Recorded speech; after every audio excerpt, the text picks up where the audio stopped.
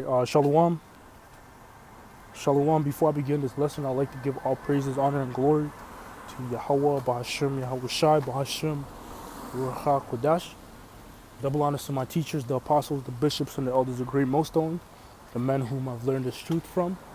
And Shalom, salutations to the elect that's out there preaching this word in truth and sincerity. I'm the brother Shaquat, and I'm one of the brothers from the branch of Great Millstone, Montreal. And I'm back with another lesson, and this lesson is going to be a walk and talk. You know, pretty much it's flowing in the spirit and power of Yahweh Bashem Al Shai. And the inspiration for this was pretty much a thought or something that I was meditating upon, and that's brotherly, dealing with the scriptures, the law, statutes, and commandments. When you examine the laws, for the most part, it's dealing with, how we deal amongst one another. Like, for example, right, you have the law. If matter of fact, you know what, I'm gonna grab the example.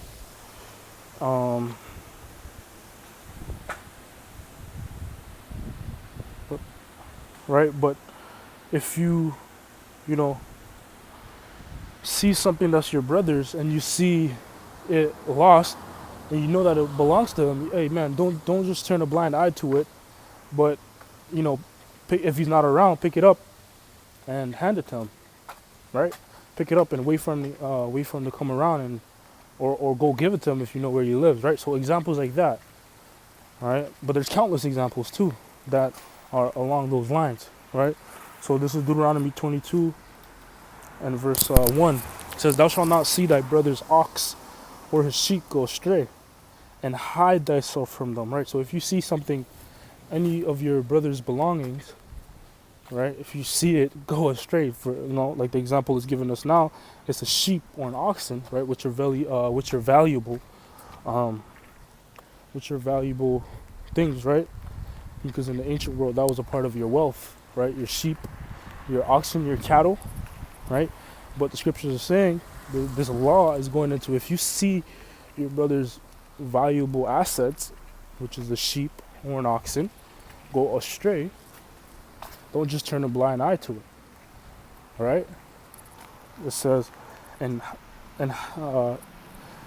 says, "Thou shalt not see thy brother's ox or his sheep go astray, and hide thyself from them." Right? Thou shalt in any case bring them again unto thy brother. Right? So you have to return them to the rightful owner. Right? And that's the law. But that's going into our dealings amongst each other, man. And that's a great example, right? Verse 2, it says, "And if thy brother be not nigh unto thee," right, if he's not around, "or if thou know him not, then thou shalt bring it unto thine own house, and it shall be with thee until thy brother seek after it, and thou shalt restore it to him again," right? So you hang on to that until the brother comes around, right? But then you have to return it onto him, right? So that's a perfect example of what I was going into, right? Dealing so much amongst each other. And that law is still applicable to this very day, man. We're to apply that law to this very day, right? Because it's a way of life, right? Verse 3, "In like manner it says, in like manner shalt thou do with his ass, and so shalt thou do with his raiment, and with all lost thing of thy brother's which he lost, and thou hast found, shalt thou do likewise. Thou mayest not hide thyself." That's right, right? Because that's you helping your brother out. And guess what? By you doing that, you should also have in mind that, if I was in the situation, I would want a brother to look out for me in that way as well, right? So if something of mine was lost that's valuable, I would want a brother to hang on to it and give it to me whenever he saw me, or if he sees it right away, comes and give it to me, man. That's treating your brother as yourself, right? Which leads me to this.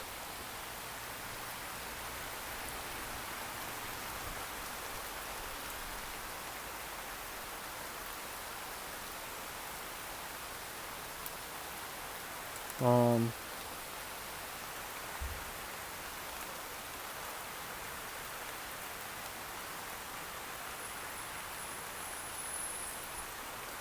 uh, Salaki. It's kind of raining and my phone's getting wet, so bear with me if it's taking me a minute to get the precepts. I can't. The rain is getting on my phone.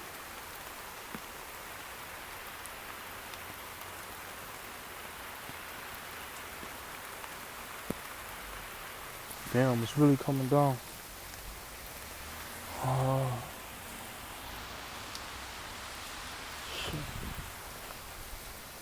Try to hide right here.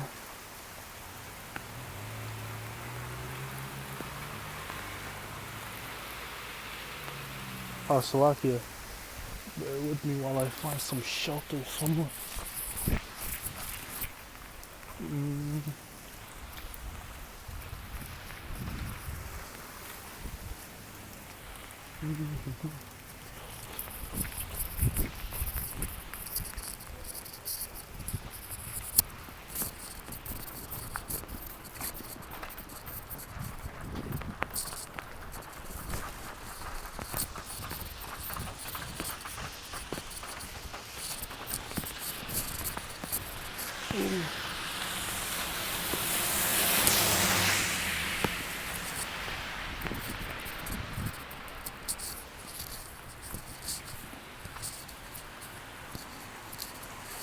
Fine, here we go. Alright, so this is Matthew 22. Matthew 22, verse 36. And it says, start at 37 actually. It says, matter of fact, verse 36, Master, which is the great commandment in the law? And Yahushua said unto him, Thou shalt love thy Lord, thou shalt love the Lord thy power with all thy heart, and with all thy soul, and with all thy mind. This is the first and great commandment. It says, and the second is like unto it, thou shalt love thy neighbor as thyself, man. Right? So what's a part of loving your neighbor as yourself?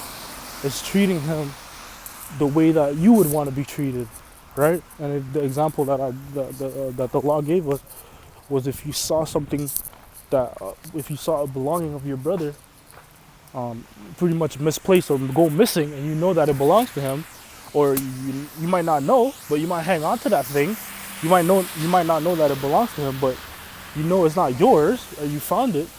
Hang on to it until the spirit has it where it's brought out, and somebody's looking for it. The person that's looking for it comes to you, right? And then you'll be like, oh yeah, I got it, and here it is. I've been hanging on to it and not using it, man. You know, you might take care of it.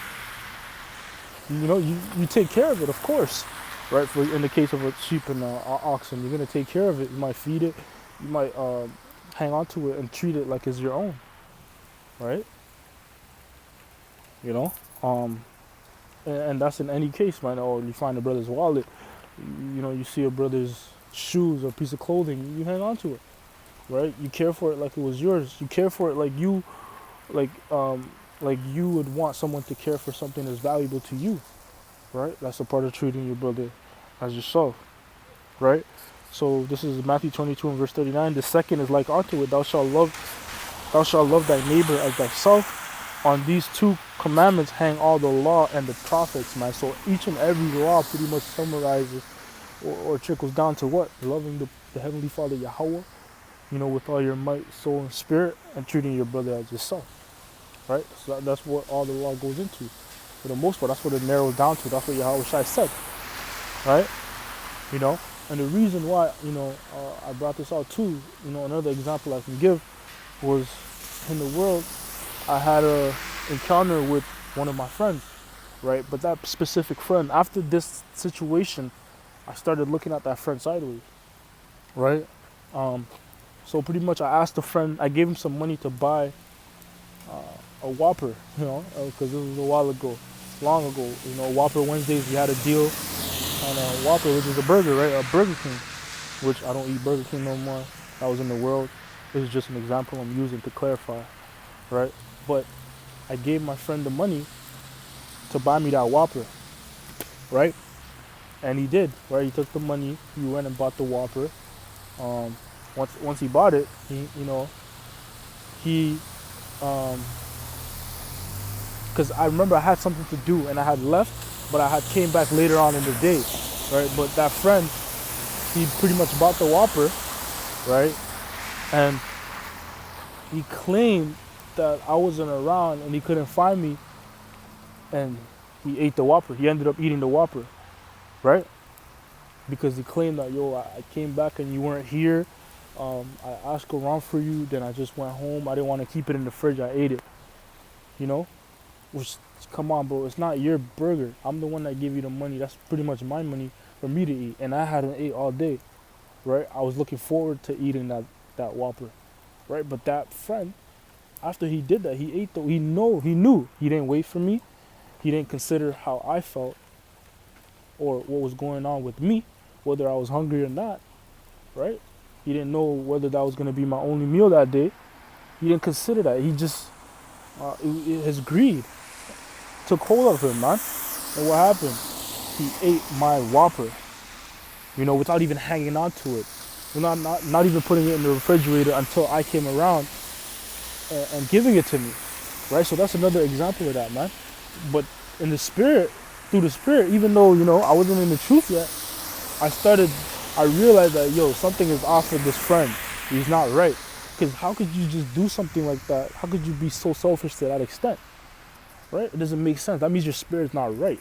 And I knew that. And I started looking at that friend like, you guys not right in the spirit, man. But yeah, that's a part of the law, statutes, and commandments. And that's why also the scriptures say that. Let me get this.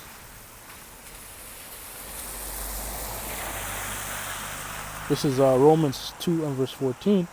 For when the Gentiles, which have not the law, right, and we are known as Gentiles to this very day, why? Because we didn't grow up knowing that we were Israelites. That word Gentile, depending on the context, could be used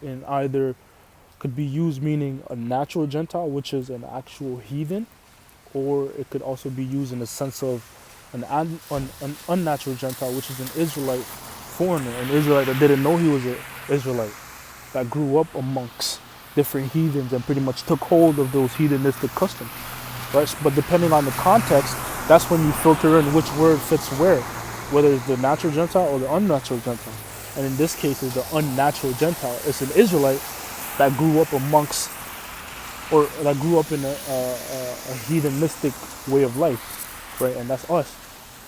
For me, for my example, I grew up in Canada, right? And Canada is an extension of America, right? And America is known as Babylon the Great, but that philosophy spilled over to Canada, right? But I grew up in Canada. I pretty much took hold of, I learned English, right? I used to speak my native language in Arabic, but then now I speak English mostly, right? That's a part of me pretty much taking hold of the customs of Canada, man. Which Canada is who rules Canada? Edomites, right? Which is Gentiles, heathen. Those are natural Gentiles, right? Heathens, right? So these Gentiles are talking about unnatural Gentiles, Israelites that didn't know that they were Israelites. They didn't grow up knowing they were Israelites. So Romans 2 and 14, for when the Gentiles, which have not the law, right? Because in the world we didn't have the law. I didn't have the law. But guess what? It says I didn't know about the law, statutes, and commandments to this level. You might, you don't know about it, right? You didn't have the complete understanding of it. Because even Christians, they don't have the complete understanding of the law. Because what? They justify eating pork. But that's not in the scriptures, right? They try to use what Paul, the swine, that Paul moment, which they're breaking that down wrong, right? So yeah, I didn't have the law in the world, right? It says, for when the Gentiles, which have not the law, do by nature the things contained in the law, these having not the law are a law unto themselves, which show the work of the law written in their hearts, their conscience also bearing witness, and their thoughts the mean, while accusing or else excusing one another, right? So the Gentiles, at one point, we didn't have the law. Like, I didn't, in the case of my friend, I didn't know about brotherly love. I didn't know to treat your brother as yourself. I didn't know that was a part of the law.